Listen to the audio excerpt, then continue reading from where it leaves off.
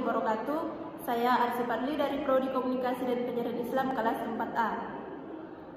Pada kesempatan kali ini saya akan menjelaskan mengenai YouTube sebagai media dakwah. YouTube dimanfaatkan pengguna sebagai media untuk melihat berbagai macam konten video, dapat digunakan oleh pengguna untuk aliran langsung. Tetapi media YouTube lebih mudah diakses dan lebih banyak konten video yang disajikan, serta dapat menjadi media dakwah dalam bentuk video ceramah. YouTuber merupakan sebutan bagi para pemilik akun YouTube yang aktif mengunggah video di YouTube tersebut. YouTuber dapat berbentuk orang pribadi atau individu, kelompok ataupun perusahaan besar yang menggunakan YouTube sebagai media untuk memperkenalkan dirinya, barang atau jasa yang diperjualbelikan. Tidak sedikit YouTuber yang menyebut dirinya sebagai influencer marketing yang bekerja pada bidang pemasaran suatu barang atau jasa di media sosial khususnya YouTube. Seperti yang dapat kita temukan, YouTube memfasilitasi penggunanya untuk mengunggah video dan bisa diakses oleh pengguna lain di seluruh dunia secara gratis. Hal ini membuat popularitas YouTube menjadi lebih meningkat karena menambah variasi pada setiap tampilannya. Tidak ada pembatasan durasi yang diberikan oleh YouTube, membuat nilai tambah bagi YouTube dibandingkan dengan media sosial lainnya seperti Instagram yang hanya berdurasi sekitar 1 menit, sehingga banyak masyarakat lebih memilih YouTube sebagai medianya. Memahami gerakan dakwah eksistensi. Eksistensi gerakan dakwah merupakan bagian yang tidak terpisahkan dan senantiasa bersentuhan dengan masyarakat di masa dakwah. Oleh karena itu, secara teknis, dakwah senantiasa melibatkan unsur masyarakat dengan segala problem yang dihadapinya. Dengan demikian, problematik masyarakat juga merupakan problem dakwah. Problem tersebut dari waktu ke waktu cukup dinamis sejalan dengan perubahan sosial yang juga tidak pernah berhenti. Dalam misinya, dakwah harus mampu mengubah masyarakat menjadi masyarakat yang lebih baik dari keadaan sebelumnya. Karenanya, dakwah harus dilakukan secara teratur, intens, berkesinambungan, sistematis, dan terstruktur. Dengan begitu, dakwah dapat membawa suatu perubahan menjadi baik dan lebih baik. Dakwah idealnya mampu membimbing dan memberi orientasi yang jelas kepada mad'unya, baik secara individu maupun kelompok, yakni berorientasi kepada jalan yang benar. Keterkaitan media YouTube dan dakwah. Yang pertama yaitu sasaran yang sama. Sebagaimana media-media lainnya, sasaran dari YouTube adalah khalayak ataupun publik. Dalam perkembangannya sekarang ini YouTube sudah sangat bermasyarakat.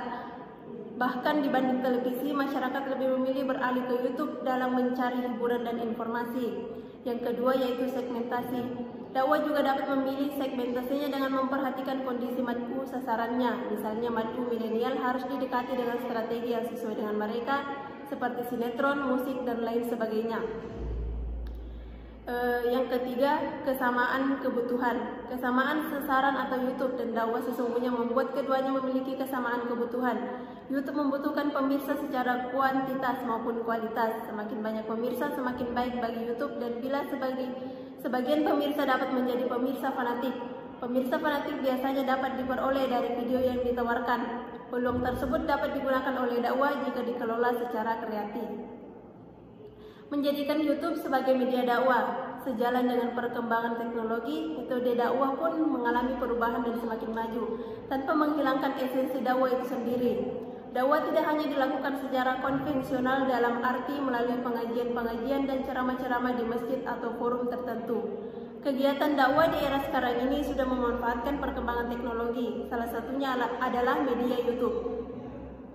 Beberapa model dakwah di YouTube. Dalam menjalankan dakwah di zaman teknologi modern saat ini, tentunya juru dakwah dan umumnya umat Islam dituntut mampu mengimbangi pesatnya perkembangan teknologi melalui dakwah Islamiyah. Untuk itu diperlukan upaya kreatif untuk mensinergikan dakwah dengan teknologi guna mendorong tumbuh kembangnya media dakwah berbasis teknologi. Aktivitas dakwah pun harus senantiasa berkembang, maju sering dengan lajunya arus informasi dan komunikasi.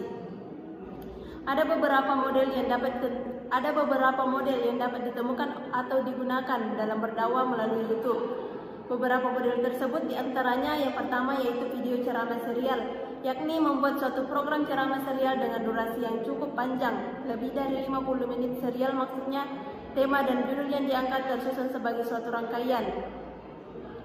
Yang kedua, video ceramah singkat, yakni video yang berisikan ceramah berdurasi pendek 10-15 menit dengan membahas persoalan tertentu. Selanjutnya, video musik atau lagu, yakni pesan-pesan dakwah melalui musik atau lagu yang diunggah di kanal YouTube, baik dalam bentuk asli maupun cover. Yang kelima, video cerita singkat, yakni membuat video singkat yang isinya memiliki jalan cerita layaknya film. Dalam hal ini juga bisa termasuk film pendek. Dan yang keenam, aliran langsung, yakni melakukan siaran langsung untuk setiap ceramah seseorang dai di suatu tempat.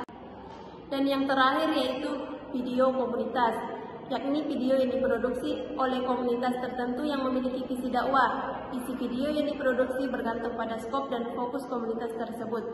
Sesungguhnya model-model dakwah di media YouTube ini masih dapat dikembangkan dengan beberapa varian lagi, disesuaikan dengan segmentasi atau sasaran matunya, misalnya dengan menggunakan salah satu model di atas, tetapi lebih khusus atau fokus pada sasaran anak-anak, perempuan, remaja, ibu-ibu, dan lain sebagainya.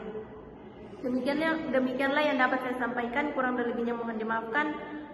Saya akhiri dengan wabillahi taufiq wal hidayah. Wassalamualaikum warahmatullahi wabarakatuh.